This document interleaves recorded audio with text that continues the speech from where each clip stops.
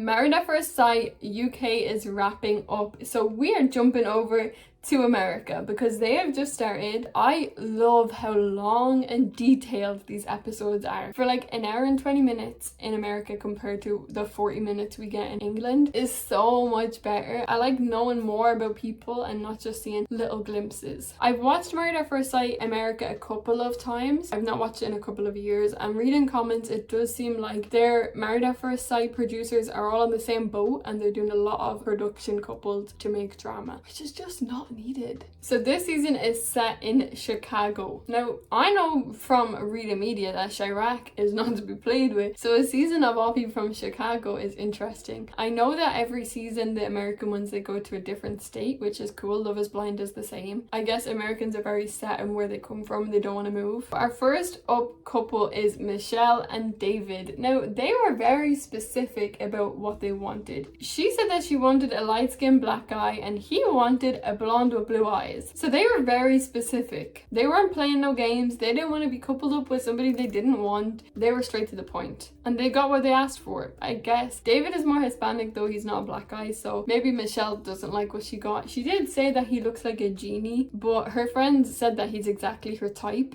David is, of course, over the moon that she's blonde and blue eyes because he said it a few times. David still lives in his parents' basement and he smokes cigarettes, which Michelle thinks is absolutely disgusting. She had an actual breakdown in the girls' bathrooms because he still lives in his parents' basement. Personally, like, he did say he lives there by choice, that he's moved out and it was lonely, so he moved back in. I don't know if it's that much of a big red flag because he said like he's ready to move out as soon as possible, but if you've got the option, why not? And if it's no drama and you don't mind it and you've got no responsibilities, why not stay? So I kind of get it, like if he's ready to move out as soon as y'all are together, I don't think there's a problem. But she does not seem to be over the moon with the husband she was given, so I think they're gonna get off to a rocky start. Let me know what you think about that couple. Now we've got a Mem and a Kechi. Now, I don't know what was going through producer's head to let a Kechi into this experiment because I don't know, there's something about him that's like irking me. I don't know. Mem has a lot of energy and I think she's got too much energy for him. She wants to have fun in life. She's got a big bubbly personality, but I think she's also a little unhinged. I think she's going to be too much for him. He was very full on though at the wedding. The song choice he had for her made no sense to be Married at First Sight. He's also been writing letters to his wife for years. He's applied for this series before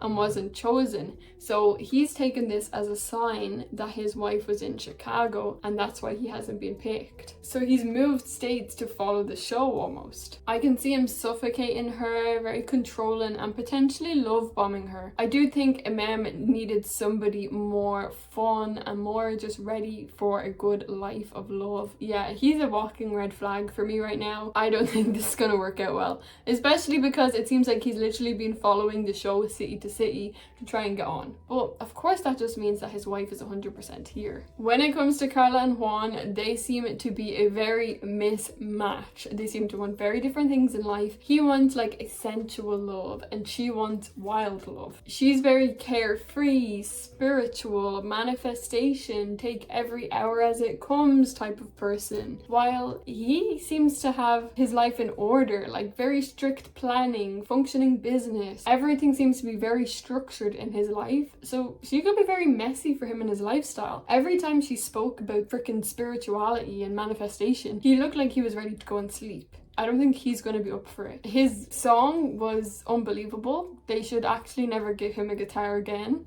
I don't know why she was hyping that up. I was cringed the fuck out watching that shit. Then we've got Madison and Allan, and this is honestly the first couple that I could see potential working out. They're very similar. They've got similar jobs, mindsets, lifestyles. They like all of the same things, and they honestly were questioning how they had never met in the real world. So I do think that they have potential working out. One thing that did throw me off Allan though is he said that like marriage is for life. He grew up in divorce, so once he gets married, that's it. There's no such thing as divorce. They're doing it for life. He said all that before even meeting her, and I don't think this is the type of place you go with that mentality. That's like trapped trapping a woman. You can't tell her, you're here for life, you can't go nowhere, you married me now and I ain't going nowhere. It's a lot of pressure to start a relationship off on, and Madison seems a bit more like relaxed and ready to have fun and not think about the whole future, you know what I mean? So I think they have potential, but Allan needs to calm it a little bit. Camille and Thomas are also another one that have potential, but questionable. At the beginning, she did have cold feet. She almost didn't get down that aisle, but she got herself there. He was very open to let her know that he's been in a 9-year relationship. He's been single for about 5 years. He told Camille it ended because they grew apart and she wanted marriage and he didn't think he was ready for it, but now he's on Married at First Sight.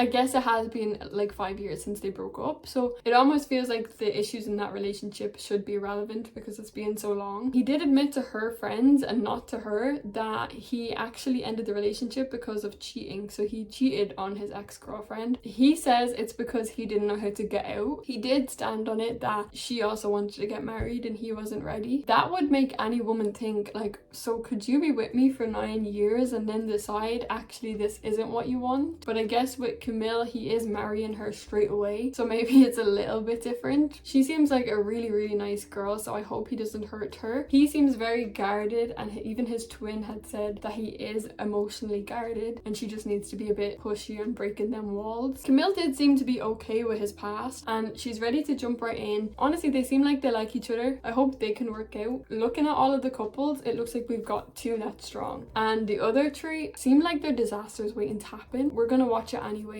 I feel like this season we're gonna see Imam throwing hands. This guy seems like he is gonna play with her heart for real. This is gonna be a fun ride, so make sure you subscribe to stick around, and I will see you guys when the next episodes drop.